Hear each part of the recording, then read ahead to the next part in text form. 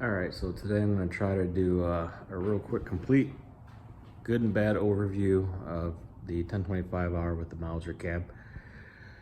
I'm going to try to get this done in about 6 minutes or so. Don't hold me to it, but I'm going to try. So anyhow, I've had this cab for about 8 months so far. Been pretty good. So just to give you first let's go over what's standard in this cab when you get it. Basically what they're gonna do is it comes with the lights that you see. Actually, those lights you see right there come from the one on the 1025R that were your work lights that were next to your legs there on the wheel well. It comes standard with the mirrors.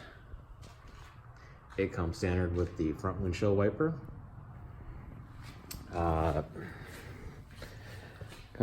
They basically will move your triangle up to that. You got the back lights, and this one here I did add the work light to it, and that only works when you actually have the lights turned on.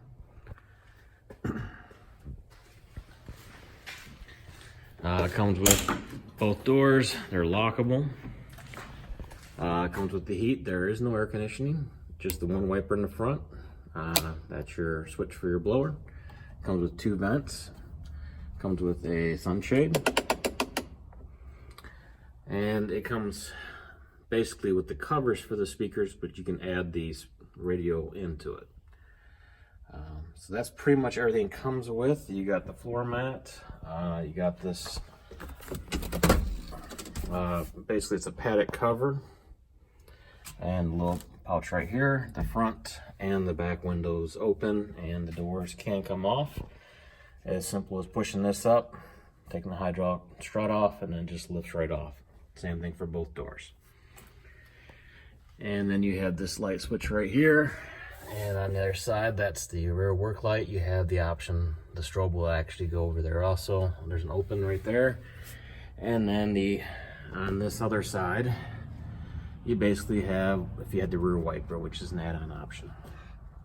All right, so let's go over, I guess, first what I do like about this cab.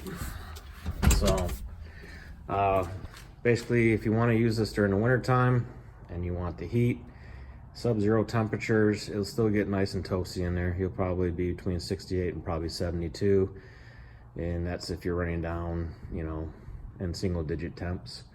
I did have a couple times where it was probably about -10 or 12, I don't remember exactly, and you still wouldn't need a jacket in this cab.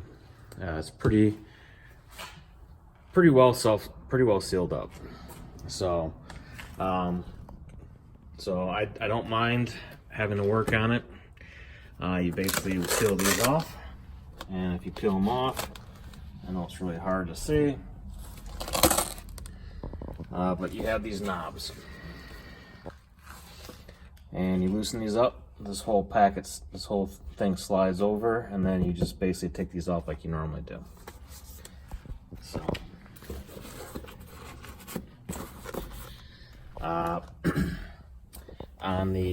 for the steering pedals, they actually have the little boots on there. And then, like I said, you get the rubber floor mat. Same thing for this side. You basically pull that off, and then you got the 3 screws. You loosen them, and it slides open, and you can take the side panel off and do all your maintenance. So, as far as if you want to open up the front, and I got this hose in the way.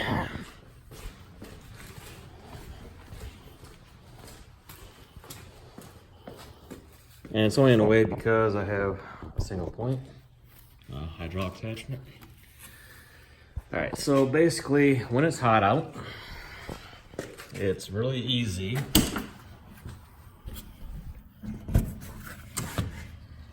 to open this up.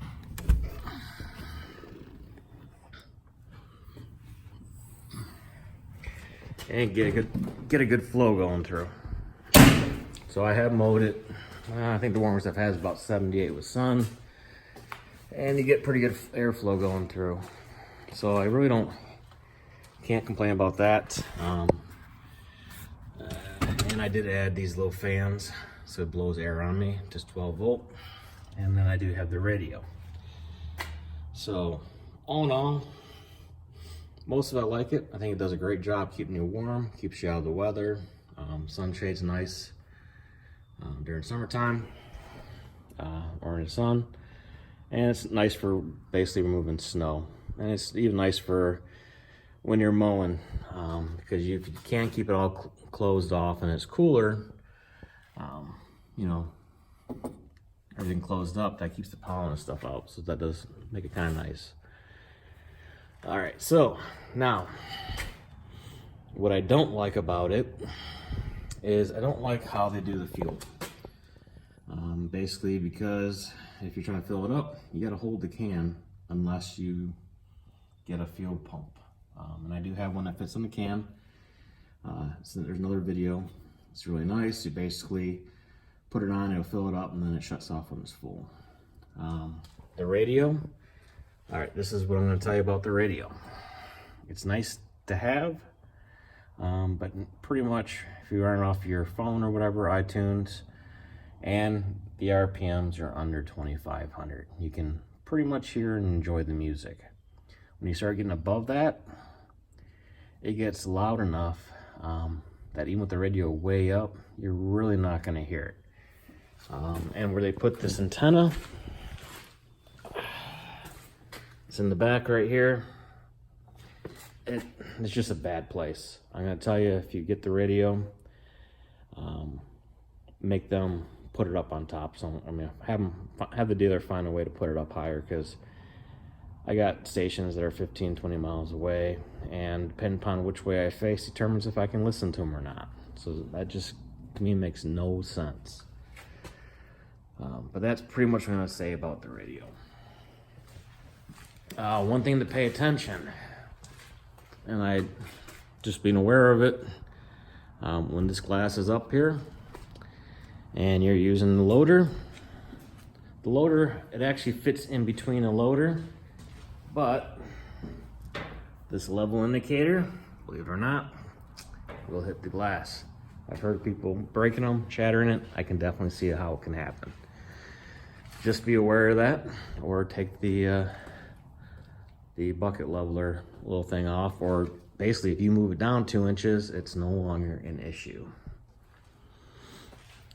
Don't ask why they didn't think about that, but they didn't. Seat. Make sure it's at least 1 notch forward if you're a heavier set person and you're doing mowing and you got a pretty rough yard.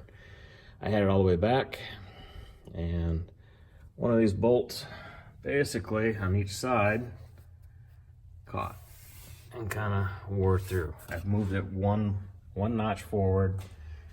Issue's gone away. You probably should have maybe thought about that, but I am, you know, right at about the max of the seat, around 250 or so. Just be aware of that. The vents, okay, I like them, but I wish they had actually mounted them at a better angle. The reason I say that, and that's why I have the other fan, is you cannot, no matter what you do, or if you do, it's got such low, there we go, such low airflow that when it's actually facing at you, it doesn't do much. It does a great job of warming the cab up or getting air going, but you can't get it to blow on you. It's just, they should have probably had this either mounted down more or some way. But it does do, in the wintertime, does a good job turning it and defrosting the windows. I kind of wish they had another 2 vents up here somewhere. Would have been nice, because it does have a lot of air that does flow through that. So, and probably going to recommend getting the step. And I know I said I was going to do this in probably 6 minutes. Look, I'm already at 9, but I recommend getting a step. It just makes it easier getting it out, especially if you got the mower deck on. So, but I'm going to say, all in all, it's good. It's nice. They do add, I did forget, they do add this so you can actually use lock the differential up. But there's one thing that you do need to consider when you get this cab. If you have hills and stuff, make sure you got loaded tires, because your center of gravity is shifted up. It's just going to have a higher center of gravity. So that means it'll tip easier. I haven't tipped. I did have a close call using the loader with the ballast box. Without the cab, I had no problem with it. My recommendation is, I do have 1.5 inch wheel spacers on there. Go with the 2, you can get away with the 60-inch deck.